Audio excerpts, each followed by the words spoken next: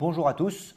Pour finaliser le chapitre sur la croissance interne, nous devions absolument parler d'un problème, un très très gros problème, qui est celui des nouvelles normes contre la pollution, les nouvelles normes écologiques en matière d'industrie.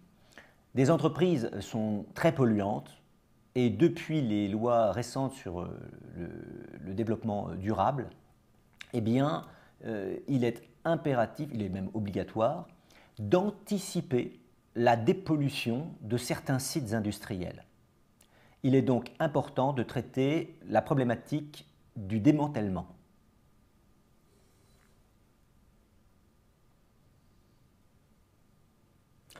Lorsqu'une entreprise installe une usine polluante, comme une centrale nucléaire, il y a une dégradation quasi immédiate de l'environnement. C'est-à-dire que ce n'est pas une dégradation à l'utilisation, mais une dégradation immédiate. Le site est tout de suite pollué.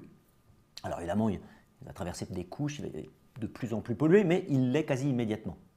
Les nouvelles lois sur l'environnement vont donc obliger cette entreprise à anticiper cette pollution et provisionner une somme pour rendre le site dans son état d'origine. Une provision pour risque, qui fait partie du chapitre sur l'inventaire que nous avions vu, doit être comptabilisée au passif pour un montant englobant la totalité des coûts estimés du démantèlement, d'enlèvement, d'installation et de remise en état du site.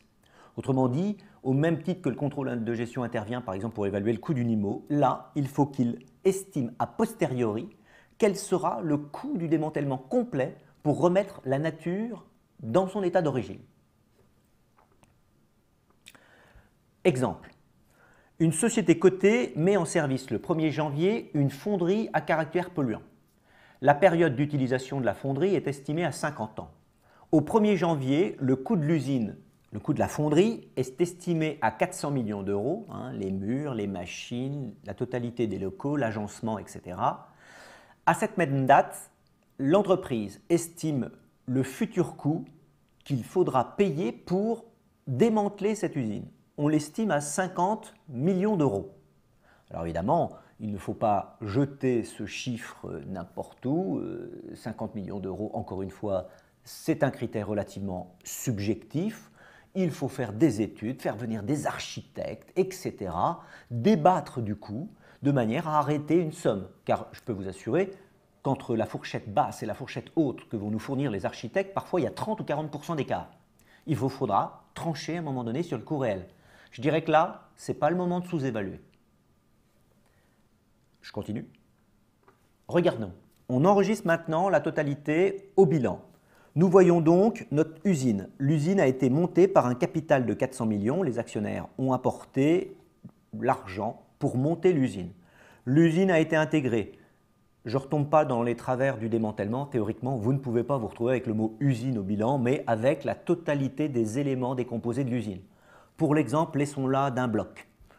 Par contre, vous devez rajouter un actif qu'on va appeler un actif de démantèlement pour la valeur estimée de son démantèlement.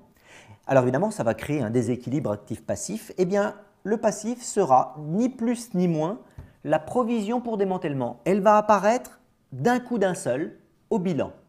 Autrement dit, là, alors vous allez vous dire, mais tiens, c'est bizarre, on a un actif surévalué de 50 millions. Non, non, non. Notre actif est compensé par un passif. Autrement dit, il y a plus 50 millions là, 50 millions ici. Notre entreprise n'est pas plus riche d'un actif de démantèlement. Par contre, elle l'a officialisé. Et qu'est-ce que nous impose l'État? Eh bien, il nous impose de l'étaler. C'est-à-dire qu'il va falloir fixer un plan d'étalement pour notre actif de démantèlement. Ce plan d'étalement, eh bien, il suit le rythme d'étalement de l'usine.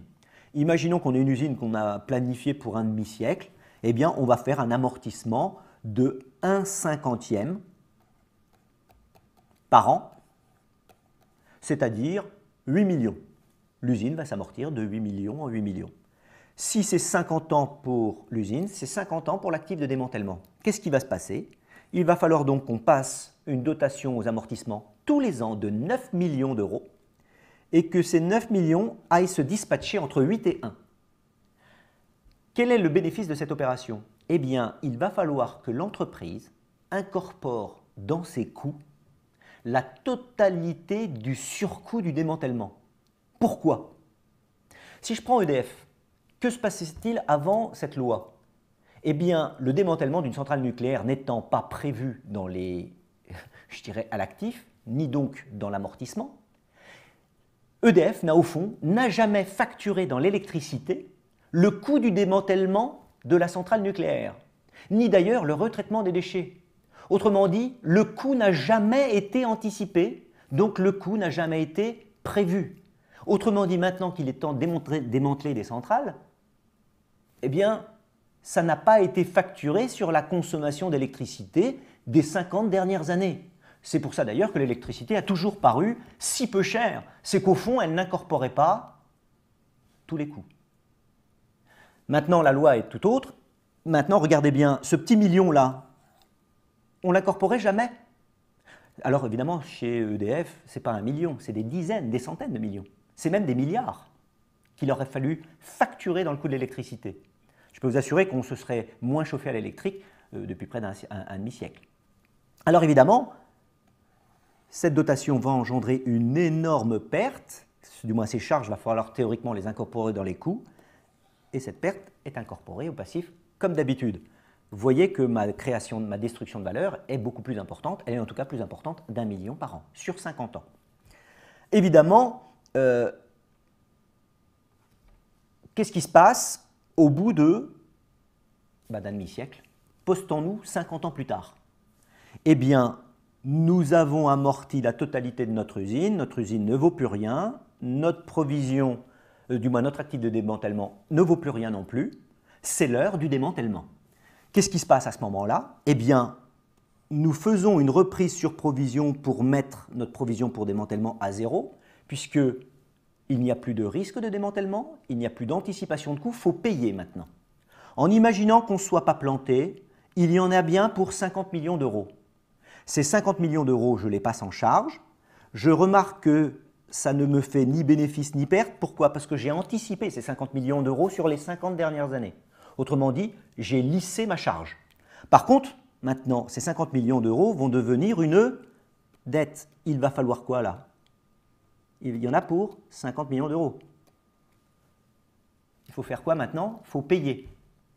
Et oui, la question, c'est existe-t-il une loi qui est coercitive pour mettre les 50 millions d'euros de côté? Car si on ne les a pas prévus financièrement, ce n'est pas parce qu'on les a mis en charge qu'on peut les payer. Est-ce que l'entreprise sera solvable pour payer les 50 millions? Eh bien, pour conclure là, je peux prendre le petit cas d'EDF. EDF maintenant a partiellement répondu au problème. Une centrale nucléaire, alors j'ai un peu grossi le chiffre, mais c'est entre, je crois, 60 ou 80 milliards d'euros à démanteler. Vous imaginez ce que ça coûte. Chaque petit morceau radioactif, il faut l'emballer, etc. Ça coûte un fric fou, sans compter des risques humains qu'on fait prendre à certaines personnes. Donc, il y a pas mal de charges qu'il faut couvrir. Qu'est-ce qu'a fait EDF? Ils ont utilisé notre bon vieux principe de l'actualisation. Ils se sont dit, combien 80 milliards à payer dans un demi-siècle, à un taux de 3%, me représente-t-il d'argent aujourd'hui? Ils ont dit quoi? Eh bien, 80 milliards reportés 50 ans en arrière, ça vaut, avec la perte de la valeur régulière de l'argent, principe d'actualisation, ça ne vaut que 18 milliards 250 millions. Eh bien, qu'est-ce qu'ils ont fait? Ils ont créé une société spéciale. Alors, les puristes disent une SPV, Special Purpose Vehicle, c'est-à-dire une genre d'entreprise qui est créée un peu pour ça. Et qu'est-ce qu'ils ont donné? Ils ont donné 18 milliards 250 millions d'euros à cette société. Et d'après vous, qu'est-ce qu'elle doit faire, cette société? Eh bien, elle doit s'amuser à trouver des placements, spéculer si elle le veut, enfin, elle fait ce qu'elle veut, mais elle doit faire en sorte que ces 18 milliards 250 millions produisent des petits, de manière à quoi? À avoir 80 milliards dans 50 ans. L'avenir le dira. Merci.